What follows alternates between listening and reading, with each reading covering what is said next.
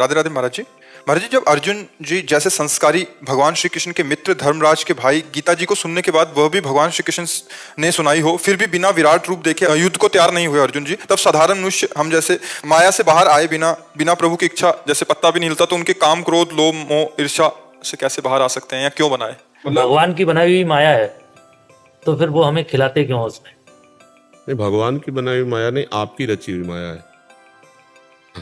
नहीं, आपकी रची है। हमें ये बताइए, आप देख करके, सुन करके, सूंघ करके, बोल करके, चख करके आप फंसते हैं या भगवान फंसाते हैं? हम ही फंसते हैं। पूरा बाजार है, अगर हम इस बाजार को दोष दें कि गलत बाजार रची गई, तो ये बात गलत है। बाजार में हम पसंद क्या करते हैं, आप हमें बताना। इत्र पसंद करते हैं, श्री जी ठाकुर जी की पोशाक पसंद करते हैं, या हम शराब? आप पसंद क्या कर? और ठाकुर जी बिहारी जी का चरणामृत, राधा वल्लभ जी का चरणामृत, राधा रमण जी का चरणामृत, उनका दर्शन, सेवा कुंज, निधिवन, आप देखो क्या क्या नहीं है। अच्छा, सब होना चाहिए कि नहीं होना चाहिए, हमें बताओ। पूर्णता में रसोई और घर है तो शौचालय भी जरूरी है। पूरा संसार जरूरी है। अगर प्रकाश जरूरी तो अंधकार भी जरूरी है। आप हमारी बात समझना। भगवान की छाती से धर्म प्रकट हुआ, पीठ से अधर्म प्रकट हुआ। एक शक्ति देवताओं को बढ़ाती है और एक शक्ति भगवान की दैत्यों को बढ़ाती है। धूप भी अच्छी है, छाया भी अच्छी है, गर्मी भी अच्छी है, सर्दी भी अच्छी है। आपको पसंद क्या है? भगवान ने अपना पूरा सृष्टि को संपूर्ण, भगवान पूर्ण है ना, तो उन्होंने पूर्ण रचा है। आप ये नहीं कह सकते कि ये नहीं है। जैसे भगवान के ऊपर नाराज हो कि भगवान अगर ये बनाते ही नहीं तो हम फिसलते क्यों?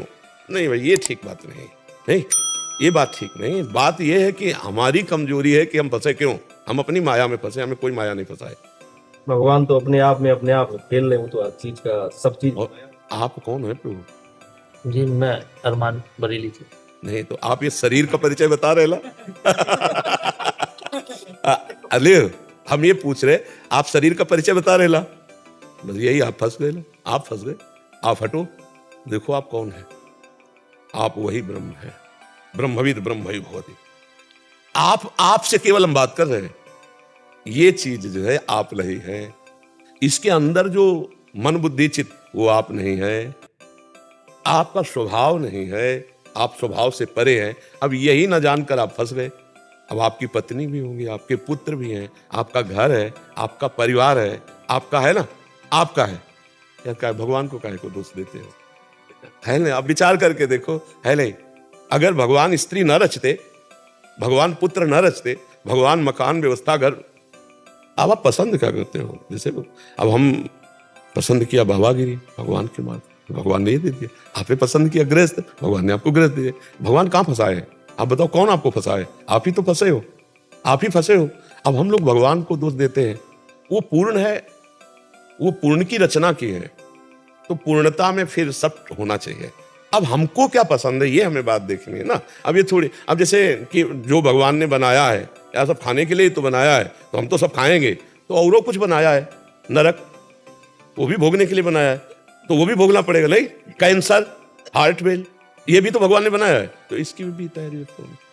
अगर बचना है दुख से, तो फिर सही मार्ग को चयन करना आपको पड़ेगा। अच्छा, भगवान ने जो विराट रूप अर्जुन जी को दिखाया है, वो अर्जुन को पहले से पता है कि हमारे श्री कृष्ण कौन है, लेकिन अर्जुन को निमित्त बना के भगवान ने हमको दिखाया है। सही पूछो तो हमको दिखाया है। अर्जुन जी और भगवान दो नहीं है, नर नारायण बद्रिका आश्रम में एक साथ तप करने वाले दोनों महापुरुष है। तो हमें लगता है कि गीता जी, अर्जुन के अंदर मोह पैदा होना और भगवान का गीता जी प्रदान करना, ये हम सबके लिए है।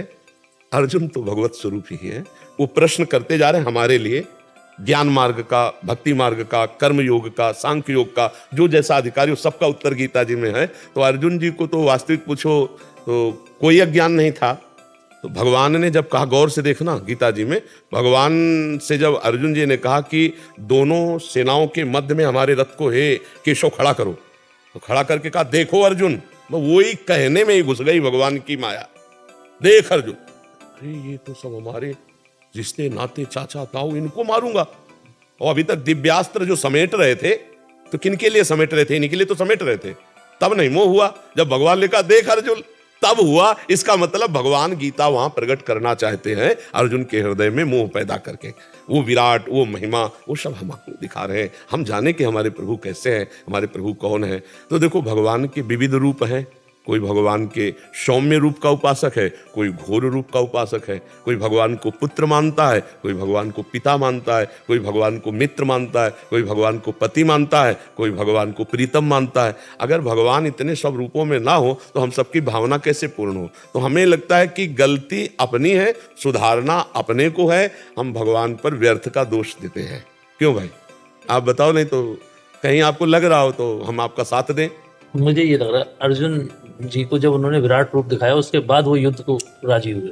नहीं, उसके बाद भी बहुत प्रश्न हुए। आप देखो ना, विराट के बाद बंद हो गया क्या प्रश्न करना? आप देखो ना,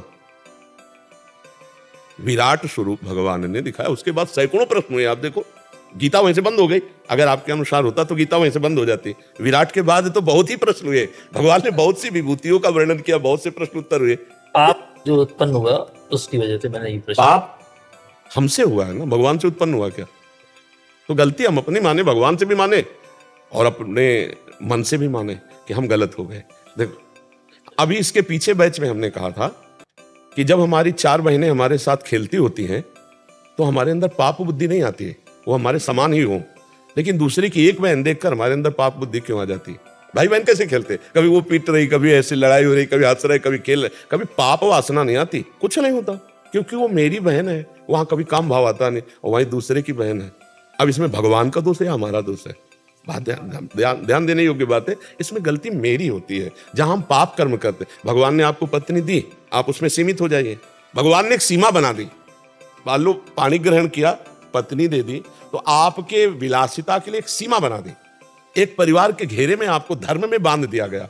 अब उसके विपरीत आप चलो कि भगवान केवल हमारी स्त्री बनाते और स्त्री बनाते नहीं तो पाप ही नहीं होता। तो भगवान ने कानून भी बनाया है, पुलिस भी बनाई, डंडा भी बनाया है, और वकालत भी बनाई, जेल भी बनाई, और नरक भी बनाया, और दुर्गति भी बनाई। तो हमको ये बात ध्यान देनी, लोग जो कहते हैं भगवान की इच्छा के बिना पत्ता नहीं हिलता, नहीं, उस बात पे तुम हो क्या? हमें तुमसे पूछते हैं कि उस स्थिति में हो कि भगवान की इच्छा के बिना पत्ता नहीं हिलता। इस स्थिति में आ जाओ और तुमसे पाप हो जाए तो हमसे बता देना। तुम अहंकार की स्थिति में हो, मैं देखता हूं, मैं सुनता हूं, मैं भोगता हूं, और आप दोष देते हो कि भगवान की इच्छा के बिना पत्ता। जब अपनी इच्छा को भगवान की इच्छा में मिला दी जाती है तो पाप हो ही नहीं सकता, क्योंकि अहंकार से पाप होता है। आप अपनी इच्छा को शास्त्र इच्छा या गुरु की इच्छा में मिला दो, फिर पाप हो जाए तो हमें बताओ। भगवान की इच्छा में मिला दो, फिर पाप हो जाए तो बताओ। हम अपनी इच्छाओं को भगवान की इच्छा में थोप देते हैं। जैसे हमारे मन में आया कि हम ये करें और वो गलत हो गया, बोले अगर भगवान की इच्छा ना होती तो ऐसा गलत क्यों होता? नहीं, तुम्हारी इच्छा थी, भगवान की इच्छा नहीं थी। तुम फंसे हो अपनी इच्छा में। अगर जा ही न चाही कबहु कछु, तुम सन सहज सने, तो बसो निरंतर तासुर सो रावण ने जिगे। वो तो बहुत सिद्ध पुरुष है जिसकी कोई इच्छा ही नहीं। हम लोग अभी थोड़ा ज्ञान की धारा में हैं, इसलिए ऐसा सोचते हैं कि हमें देखना है भगवान की इच्छा और अपनी इच्छा, इन दोनों में भेद देखना है। अपनी इच्छा मुझे गलत ले जा रही, भगवान की इच्छा कभी गलत नहीं ले जा सकती। थोड़ा अपनी इच्छा को भगवान की इच्छा में मिला के देखो, फिर आपको कैसा लगता है, कितना आनंद मिलता है। लेकिन हम भगवान की इच्छा में अपनी इच्छा नहीं मिलाते, अपनी इच्छा करके और फिर उसे भगवान की इच्छा में थोप देते हैं। जिसे गोस्वामी तुलसीदास जी ने लिखा है, काल ही कर्म ही ईश्वर ही मिथ्या दोष। ये थोड़ा तवज्जो पड़ेगा। प्रभु, आपका अहंकार से संचलित शरीर है, और जिस दिन अहंकार भगवान के चरणों में समर्पित हो गया तो आपसे कोई पाप कर्म हो ही नहीं सकता, क्योंकि अहंकार में ही पाप कर्म होते हैं। जब हम अपनी इच्छा भगवान को दे दिया तो वो महापुरुष हो गया। बस इच्छा ही तो बंधन का कारण है, इच्छा ही बंधन। जितने हमसे पाप होते हैं इच्छा के कारण होते हैं, और वो इच्छा शरीर को लेके होती है। अगर हम अपने स्वरूप को जान जाएं और अपनी इच्छा प्रभु के चरणों में समर्पित कर दें तो ब्रह्मभूता प्रसन्न आत्मा न सोचति न कांक्षति, इच्छा नहीं रह जाएगी। भगवान को जान लिया तो इच्छा ही नहीं रह जाएगी।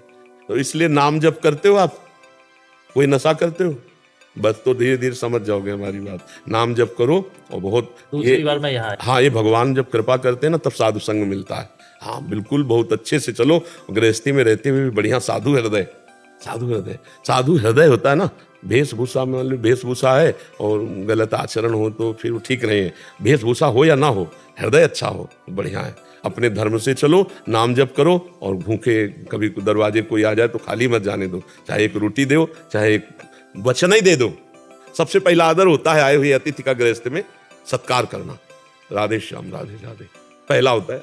कोई भी आवे, चाहे भूखा टूटा पागल कोई भी हो, पहला काम तो ये अतिथि सत्कार में मृदु वचन, राधे राधे, आइए बैठिए, जल पीजिए, ये सब फ्री है, इसमें सब कोई कर सकता है। अब इसके बाद वो जैसे कोई मांग करता है, हमारी श्रद्धा नहीं है भी तो हमारी श्रद्धा नहीं, हमने दी तो अपराध नहीं लगे, क्योंकि दो चीज दे चुके, मृदु वचन और जल।